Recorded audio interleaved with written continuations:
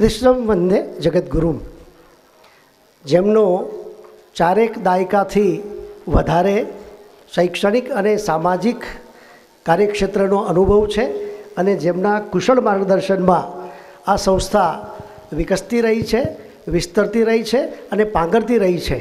અને કદાચ એમ ન કહું તો અતિશયોક્તિ નથી કે જે સંસ્થાને મેં મારી સગી આંખે વિકસતી અને પાંગરતી જોઈ છે એવા આપણા સૌના આદરણીય વડીલ શ્રી બિપિનચંદ્ર વકીલ સાહેબ, તેમના ધર્મપત્ની શ્રીમતી જયાબેન અને આદરણીય ડાયસ, આપ સૌ અધ્યાપક મિત્રો, વિદ્યાર્થીઓ અને સૌ સ્વજનો, એમના પરિવારના સ્વજનો.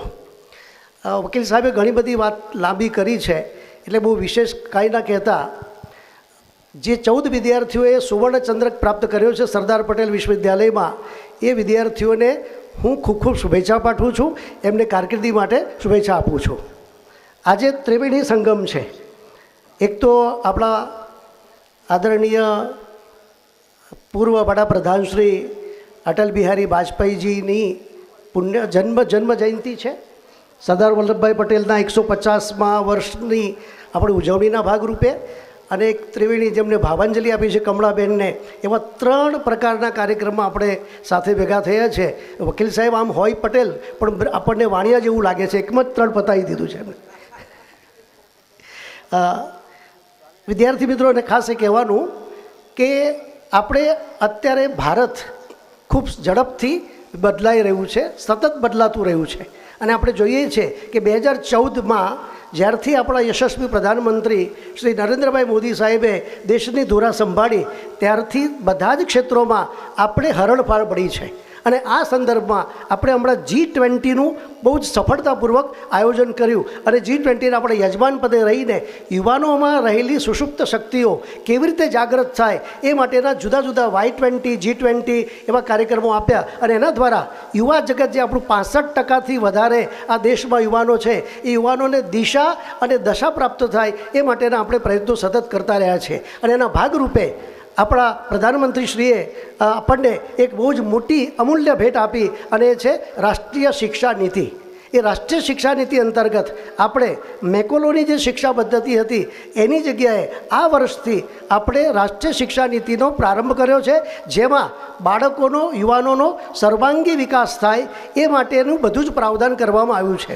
આ સંદર્ભમાં યુવાનોએ એ વસ્તુને ઝીલવાની જરૂર છે કે જે બદલાતો સમય છે શિક્ષણ જગતમાં અને સમાજમાં અને સંસ્કૃતિના સંદર્ભમાં આપણે એને કેવી રીતે તાલમેલ કરી શકીએ, એની સાથે કેવી રીતે આપણે એને ગોઠવી શકીએ, એ આપણે નક્કી કરવાનો આ સમય છે. સંક્રાંતિનો આ સમય છે.